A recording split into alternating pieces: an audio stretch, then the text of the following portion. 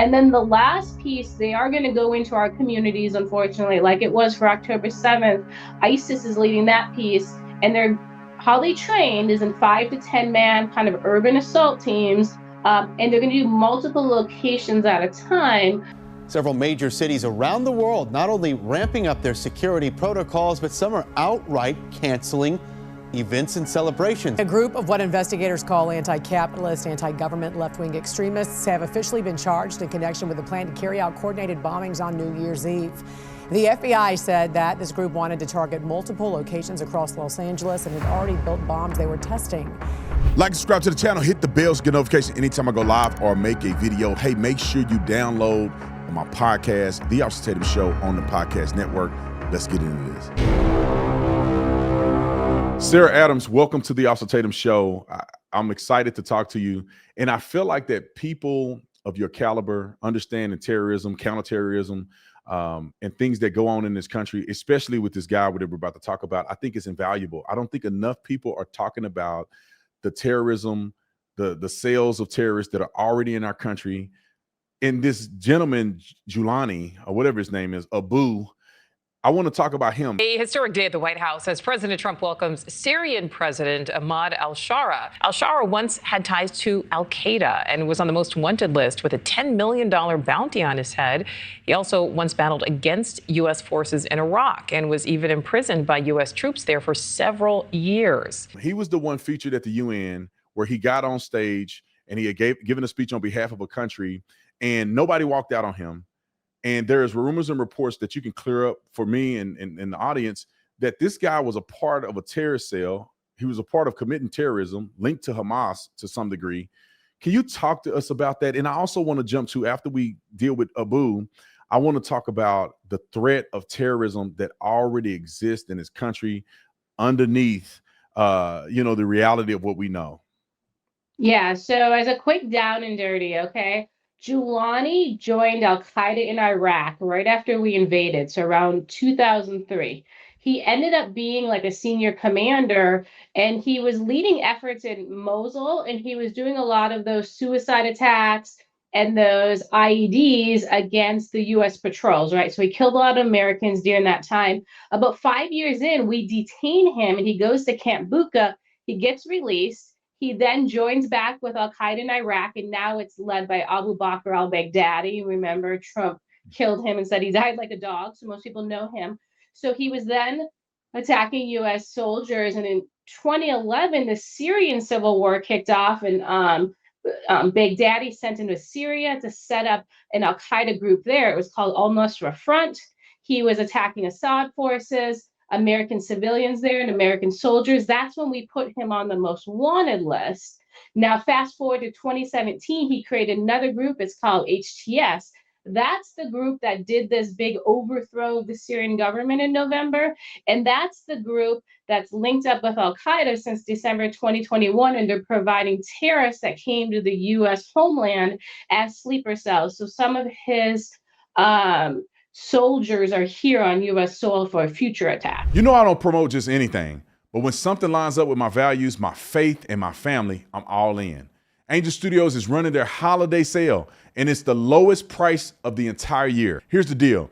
You can get an Angel Guild membership plus 2 free tickets to see David in theaters this Christmas. And look, you can either spend your money on other streaming services that tear down your values, or you can support a platform that builds them up. So you can join Angel Guild today, lock in your savings for 12 months, and get 2 free tickets to see David. Plus, you'll get access to Angel's entire library of incredible shows and movies. Now, how in the flying flip did we let him come into America and give a speech at the UN?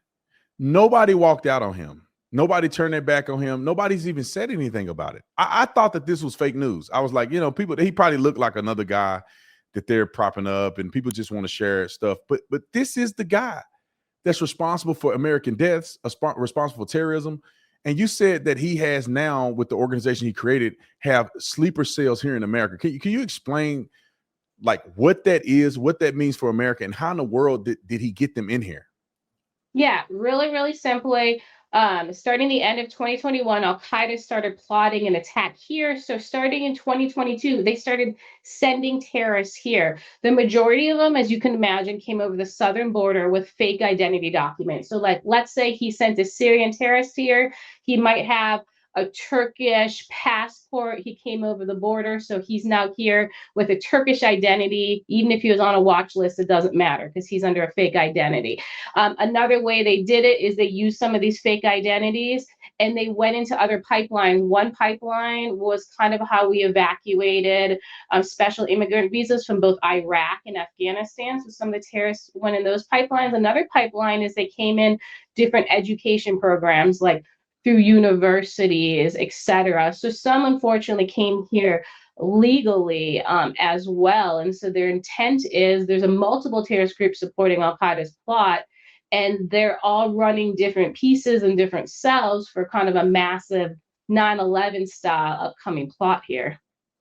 And people, I can hear their voices in my mind saying, how do you know all these things are true? Because this seems like something that our government should be on top of, they should be privy to, and it should be the number one threat presented, or at least the way that they should be investigating and thwarting. This should be like the number one threat that we should be concerned of. What does that look like for America? Because you had mentioned before that they are coordinating terrorist sleeper cells in America, and they want to do an October 7th style attack. What does that look like? I mean, I don't think they could take people hostage like they did in October the 7th. Is it just a mass casualty situation, or do they think they're going to take land? You know, they're going to take a small town, or, you know, what do you think that's all about? So what we've seen, at least with the plotting, I'd say there's three pieces. One's a large aviation plot again, and that they're just going to do suicide bombers on planes and drop them down, and that's for mass casualty. The goal is to kill 4,000 people. Then they want something like you said about almost a hostage and hold ground. That seems to be some sort of assault or attack at Washington, D.C., because they want to cripple the federal government's response. And then the last piece, they are going to go into our communities, unfortunately, like it was for October 7th. ISIS is leading that piece, and how they trained is in 5 to 10 man kind of urban assault teams, and they're going to attack like churches, supermarkets, hospitals, and they're going to do multiple locations at a time. So that'll be very difficult for law enforcement. And they're also going to either target law enforcement or look like law enforcement to fool civilians, which they also did that during the October 7th attack. So if it doesn't get thwarted, or pieces of this doesn't get thwarted, this will obviously be probably the biggest attack ever on the U.S. since Pearl Harbor. So it's a very, very scary situation. Here in the U.S., some love the holiday, others completely loathe it. But at least one element is always certain on New Year's Eve: safety concerns. Several major cities around the world not only ramping up their security protocols, but some are outright canceling events and celebrations. Take Tokyo, for example. We'll show you a live look right there, where the city's official street countdown has been called off. Now leaders citing concerns surrounding crowds and rowdy behavior. Now to Paris, the city calling off its famous New Year's Eve live outdoor concert on the Champs-Élysées. Local leaders say the cancellation is due to unpredictable crowds. Here in the U.S., the FBI just announcing earlier this week it busted a New Year's Eve bomb plot in Los Angeles, arresting 4 members of this far-left anti-government group.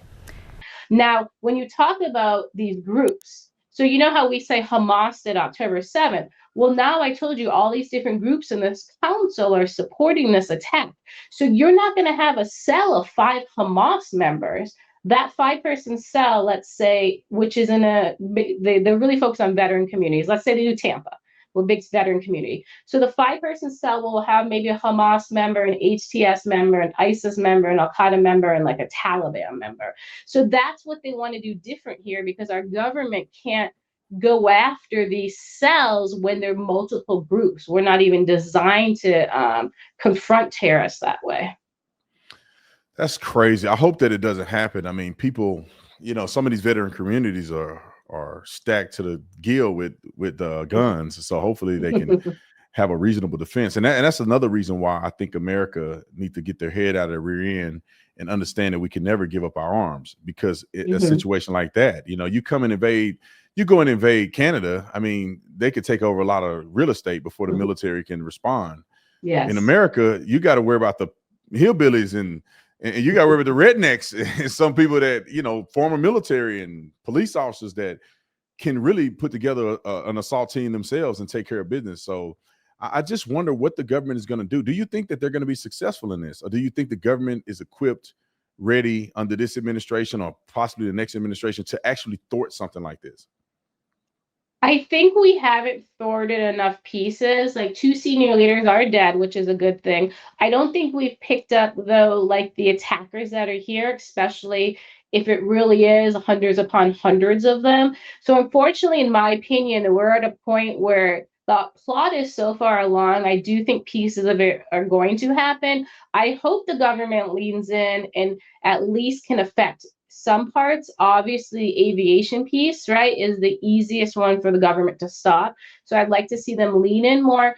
But as you know, our focus is kind of the cartels now, the border. We reclassify what terrorism is, and we've dropped the ball on Islamic terrorism. So when we Mm. say, oh, we arrested 200 terrorists this month, well, those are now Latin American cartel and gang members. They're not a terrorist from Saudi and Kuwait and Egypt and Jordan like we're going to see in this plot. And so I'm a little concerned that there is hubris that, oh, Al Qaeda can't pull this off. Bin Laden's sons aren't his father. And I am worried that we're going to be a little like Israel and downplay and not take serious what's coming, because Israel never thought Hamas would do an attack like that. And that's why they were so unprepared when it happened. Yeah, speaking of that, I don't know if you have any insight on this. I mean, Netanyahu is getting a lot of pushback, and even Charlie, rest his soul, had questions about their response. Now, I went to Israel, but we didn't go to the West Bank because it was, I mean, not the West Bank. We didn't go to Gaza, the Gaza Strip, because it's too dangerous. We were on a Christian tour with a church, so they were like, "Yeah, we're not going down there because you know they could be lobbing rockets over here at any point." And so, do like, do you think? And it's just a hypothesis. I mean, I don't think any of us really know. What do you think happened there? Because people are saying that it was a 6 hours for them to respond. I don't know if that's like officially respond, or I don't know where the people are getting that number from, but it's allegedly it took them way longer than normal to actually respond to the terrorist attack. Was it because they got caught off guard, or was it something a little more nefarious? Yeah, well, the 6 hours is a rumor. That isn't actually true. There are a couple things that affected response. Number one, first off, in that border area, they kind of left technology to run it, right? So technology is going to alert us if there's an incursion. Well, now we have thousands of people coming over. We don't really have bodies on the border anymore because we're using technology. Another thing is those communities near the border had these kind of civilian community watch teams, and they used to actually be better trained and armed. But as they put the technology in, they took a lot of the weapons from them and said, you don't really need this anymore. So when the attack happened, they had maybe 5 weapons for a whole community. Okay. So that was a first line of defense, but it kind of had gone away over time. Then the terrorists actually struck first responders in both the first wave and the second wave. So in the first wave, they went straight at police stations and just went straight to the people who would respond to you and kill you. The other part's even smarter. So what they did is they had done pre-surveillance on how first responders are going to leave, like the routes they're going to take. They set up on the routes, and when the first responders left, they ambushed them on the routes and killed them. So it really hasn't been put out publicly, but a lot of first responders, military, etc., EMS died early on in the attack because they were initial targets. Mm. I figured that because I saw that even in the death toll number, they were saying that there was IDF soldiers and others involved in a death number. And I think that's important for people to understand. I just think for some reason, Israel just, their PR is terrible. Like whoever is doing PR or trying to disseminate information on their behalf is just dropping the ball. I mean, you don't hear this publicly. You don't hear anything explained. You don't hear anything of the tactics that Hamas used. You don't hear any of the connections of Hamas and that this was a multi-front assault. Like I heard early on that they were planning on hitting them from multiple sides, but somehow the plan got thwarted and others backed out, and Hamas did the killing, and then that's how they got overrun. But I don't know if it was true or not, but I heard that they were going to try to attack from Syria and they were going to try to attack from other places at the same time as this attack. Was that, do you have any information on that? So the only thing that really didn't happen, so they staged in Syria. So the attack technically was from Syria. That's where the majority of the terrorists staged. Now, the one element that chose not to get involved that would have led to thousands of more deaths was Hezbollah's Radwan forces that I told you about. So they chose not to get involved. They would have been the northern assaults. So it would have been a lot worse by the terrorists. We would have now had 9,000 terrorists come over at once. But again, as you can imagine, just in the 6,000 range, there are not governments and communities who can handle that. I mean, could you imagine if even just 6,000 came over the southern border into those border communities? What would happen? Oh yeah, 100%. I mean, one shooter at a school or at some of these places are hard to handle. They can't be contained. It's only one. Imagine 3, 4 to have some type of training and tactical experience, that have a plan. I mean, it would be overwhelming. As a former police officer myself, we're not equipped. Local law enforcement is not equipped whatsoever to deal with some of this stuff. Even our SWAT teams are only 30, 40 people at a reasonable size agency. And, so even the top guys, only 30 or 40 of them, you had 1,000 people at a time mobilizing. It'll be incredibly difficult to overcome that.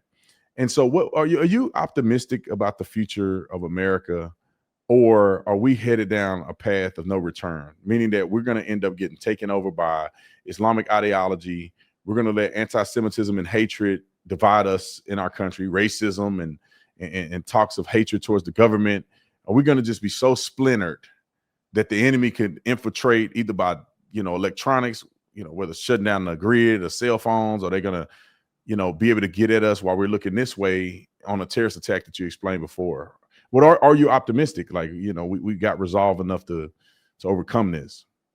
Yeah, I mean, what I focus on, and I've done this since January, is I'm going community to community, talking to sheriff's departments, the mayors, et cetera, governors in some states, to be like, hey, if the federal government drops the ball on this, right, it's on the community level. We need to respond. Like you said, a SWAT team, first off, is going to take 40 minutes to respond. Obviously, you can't do that in this type of attack. So we've at least been trying to talk about resiliency. Let's get ahead of this. Let's get to the post 9/11 mindset. But the negative is the culture of our country, as you know, is not 9/12, right? We're not all going to come together. And that's another thing we've been really trying to inform people. Like, when this happens, a lot of people are actually going to blame the government.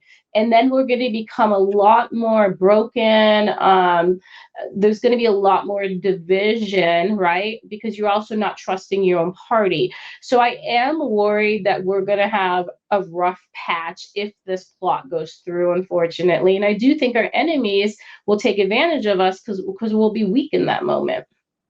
So sad. It's so sad that this happened.